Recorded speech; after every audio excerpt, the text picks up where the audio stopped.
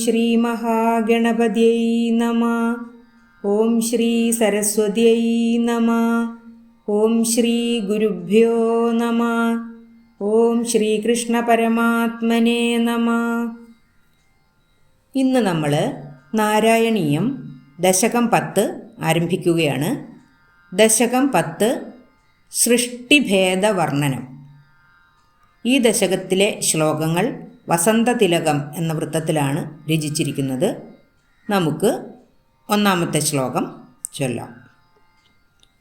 വൈകുണ്ഠവർദ്ധിതബലോധഭവത്പ്രസാദാദംഭോജയോനിരസൃജത് കില ജീവദേഹാൻ സ്താസ്നൂനി ഭൂരുഹമയാണി തഥാ തിരശ്ചാം ജാതിർമനുഷ്യനിവഹാനപി ദേവഭേദാൻ. കഴിഞ്ഞ ദശകത്തിൽ ഭഗവാന്റെ അനുഗ്രഹം കൊണ്ട് വർദ്ധിച്ച തപോബലവും മനോബലവും നേടിയ ബ്രഹ്മദേവൻ പ്രപഞ്ചത്തിലെ സകലതിൻ്റെയും സൂക്ഷ്മരൂപമായ ആ നാഭിപങ്കേരുഹത്തിൽ നിന്ന്, ഭഗവാന്റെ നാഭിയിൽ നിന്നും ഉദ്ഭവിച്ച ആ താമരപ്പൂവിൽ നിന്ന് ആദ്യം ത്രിഭുവനത്തെ സൃഷ്ടിച്ച ശേഷം പിന്നീട് പ്രജാസൃഷ്ടിയിൽ മുഴുകി എന്നാണ് പറഞ്ഞത്. ഇനി നമുക്ക് ഈ ശ്ലോകത്തിൻ്റെ അർത്ഥം നോക്കാം. വൈകുണ്ഠ വർദ്ധിതബലോധഭവത്പ്രസാദാദംഭോജയോനിരസൃജത് കില ജീവദേഹാൻ.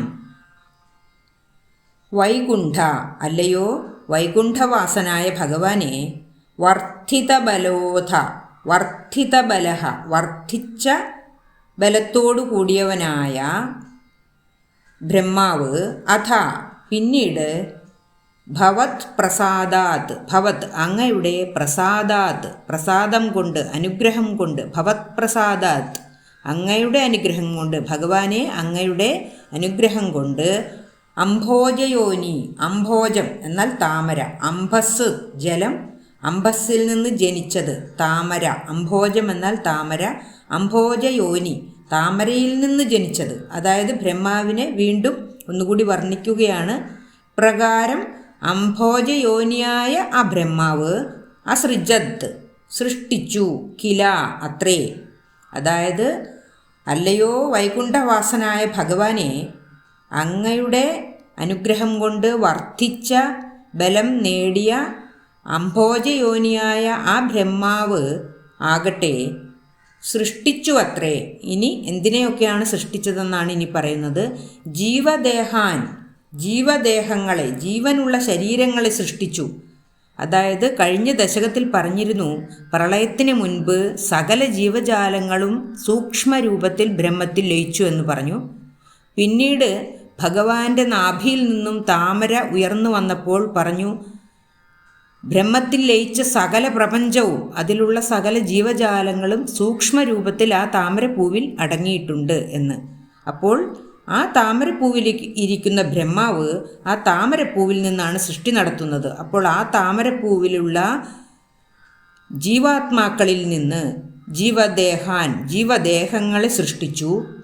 സ്താസ്നൂനി സ്ഥാവരങ്ങളായ ഇളകാത്തവയായ പാറകൾ, പർവ്വതങ്ങൾ, കല്ലുകൾ തുടങ്ങിയവയെയും, ഭൂരുഹമയാണി ഭൂരുഹം ഭൂ എന്നാൽ ഭൂമി, ഭൂരുഹം ഭൂമിയിൽ നിന്നും മുളച്ച്, മയാണി ഉയർന്നു വരുന്ന, ഭൂമിയിൽ നിന്നും മുളച്ച് ഉയർന്നു വരുന്നവയായ മരങ്ങൾ, വള്ളിച്ചെടികൾ, കുറ്റിച്ചെടികൾ തുടങ്ങിയ വൃക്ഷലതാദികളെയും, തഥാ പിന്നീട് തിരശ്ചാം ജാതിർ തിര്യക്കുകളായ, തിരശ്ചാം ജാതി എന്ന് പറഞ്ഞാൽ തിര്യക്കുകളായ മൃഗങ്ങൾ, പക്ഷികൾ, മറ്റു ജീവജന്തുക്കൾ തുടങ്ങിയ ജീവജാലങ്ങളെയും, മനുഷ്യനിവഹാൻ മനുഷ്യനിവഹാൻ എന്ന് പറഞ്ഞാൽ സമൂഹം, മനുഷ്യനിവഹാൻ മനുഷ്യവർഗങ്ങളെയും, അപി പിന്നീട് ദേവഭേദാൻ ദേവന്മാരുടെ